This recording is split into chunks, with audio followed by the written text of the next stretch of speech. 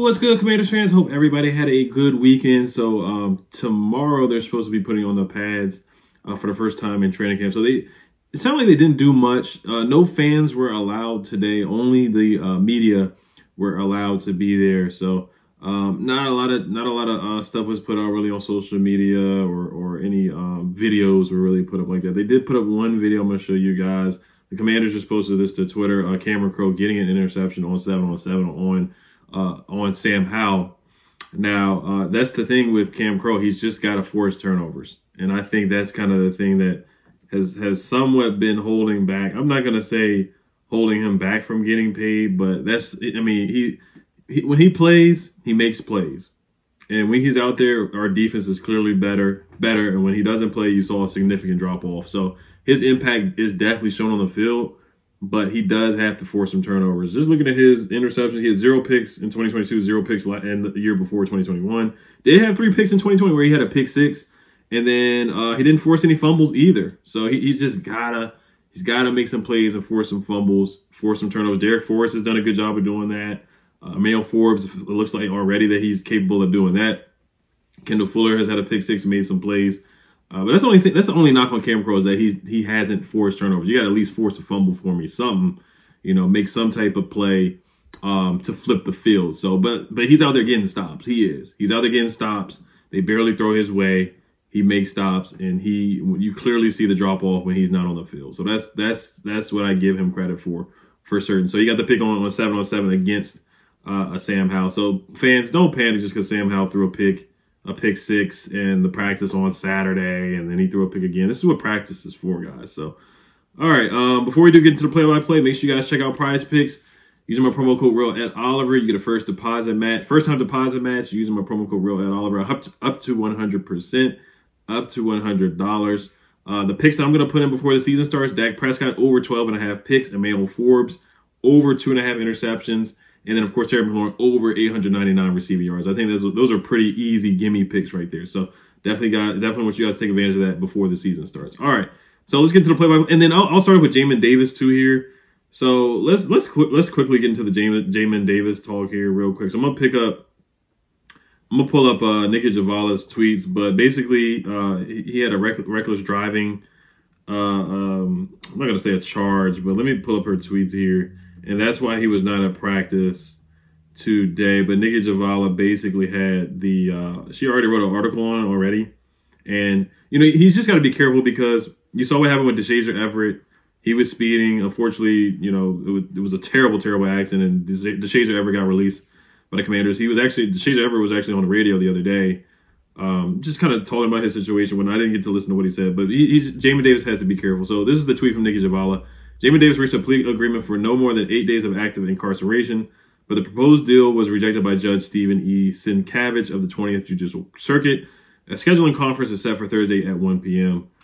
Davis was cited going 114 miles per hour in a 45-mile per hour zone in Loudoun County Parkway at Evergreen Ridge Drive on March 28, 2022. Shortly after 1 p.m., the Loudoun County District Court originally sentenced him to 30 days plus a suspended license, and he appealed. So he's just got to be careful, man. He probably has a really nice, not probably, he most likely has a really nice car, and it probably goes very, very fast. And I know he's young, but you got to be careful. You got to be smart. A lot of people speed. So, I mean, when I was young, did I speed? Sure, I did here and there, but you got to be careful, man. That's all I'm going to say. And I think he'll be fine. But he's just got to be careful. So, Ron Rivera, he brought Jamin Davis in here, a military guy.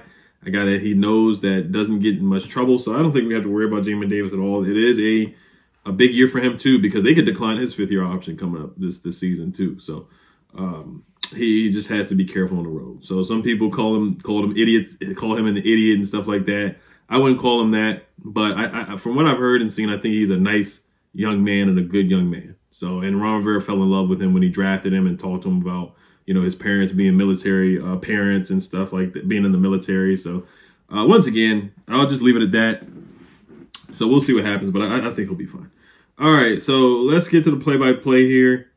Like I said, not much going on today, but let's start off with Linnell Willingham from 106.7 The Fan. He says, Sam Howell incomplete off of play action intended for Terry on a slant. Ball was behind, but Terry dropped it. Zach Selby says Chris Paul rotating in with Sadiq Charles at left guard with the starters did a nice job of cutting off John Ridgeway on one of his first snaps out there. So that's good to hear from Chris Paul. And it's a legitimate competition, so they're letting him get some reps, and he did a good job against John Ridgeway. I do think Sadiq Charles will end up winning the battle and start at left guard in week one against the Arizona Cardinals. But once again, Sadiq, he just has to stay healthy. That's the knock on Sadiq. And I think Chris Paul has a lot of potential. He has position flex too. He played center in college, played guard, so he has a lot of positional flex. Zach Selby says, probably said this before, but I really love the way Quan Martin is always around the football. So I'm excited to see what Quan Martin can do this season as well. Linnell Willingham says, nice pass from Sam Howell to Jahan Dotson on a crossing route for a nice gain.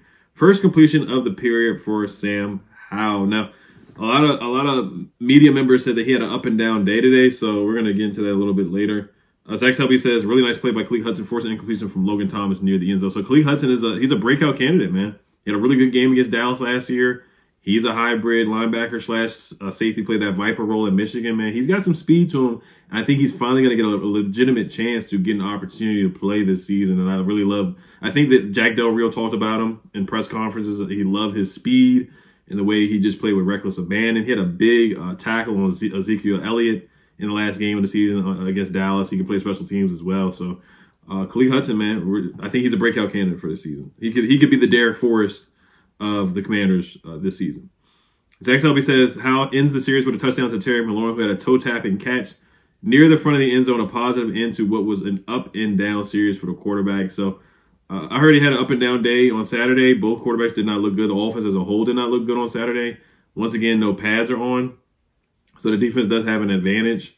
But once again, it's growing pains with Sam Howell because, he's a young quarterback. So he's going to make mistakes. And right now is the time to make mistakes in practice and training camp. But from what I'm hearing, NFL rumors, they put out that Sam Howell and Terry McLaurin have a really, really good connection. So that's exciting to hear as well because, you've already seen him hit Terry McLaurin for some big plays against Emmanuel Forbes already. So I'm excited to hear that. All right, next play here. And John Keim says Howell completes a drive with a 5-yard strike to Terry McLaurin in the front corner of the end zone. Good route by McLaurin to create separation versus Kendall Fuller. McLaurin yelled, "Good ball." So they have a good connection already and really good chemistry as well. Linnell Willingham tweets out, Sam Howell picked off by Kam Curl during 7-on-7's ill-advised throw from Sam Howell, up and down so far from Sam Howell.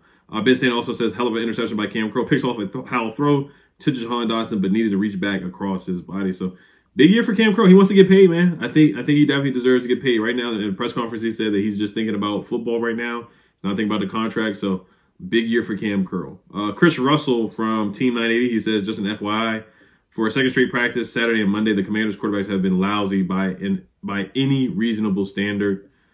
So he said both quarterbacks look pretty bad today. So we'll see how these guys look in the regular season. Zach Selby says Mila Eifler comes sprinting through the middle of the offense and forces an incompletion from Jacoby Brissett. Would have been a sack. So a Milo Eifler sighting. So let's see if he can get some playing time this year. And that's really it from the play-by-play. P. Haley also said a beautiful little connection from Howell to Terry McLaurin to cap off a drive. With a short touchdown, Howell rolled hard left and picked a nice block from Antonio Gibson against Chase Young, 99, and lasered one to Terry, who toe-tapped and then gave an emphatic good ball boy to Sam Howell. So you love to see the chemistry there between Sam Howell and Terry McLaurin. All right, so in press conferences, Montez Sweat said about Chase Young, one thing I can say is he started to be more of a pro.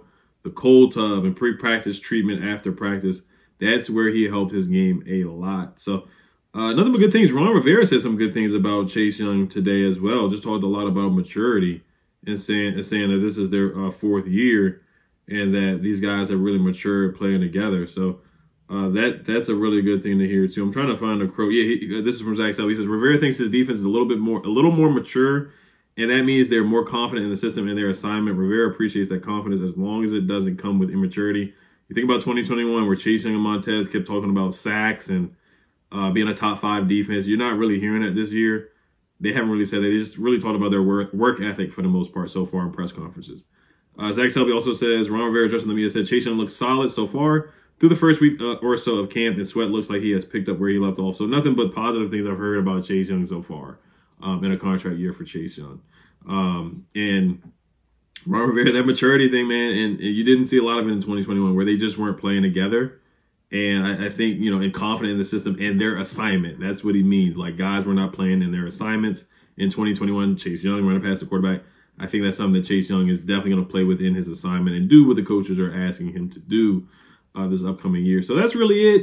Just the Jamin Davis stuff. Sam Howell, Terry McLaurin connection looking good. And Kam Curl out there getting another interception, making plays. We want to see that in the season from him. That's the only really deciding factor in Kam Curl from being good, separating from him being good to being great, and just getting some more national attention. Doesn't really get much national attention. I don't really care about that, but I think that's the only thing that's really holding him back. If he can get some picks and some forced fumbles like he did his rookie season, then I think he can get on that national scene, and he definitely will get paid for sure.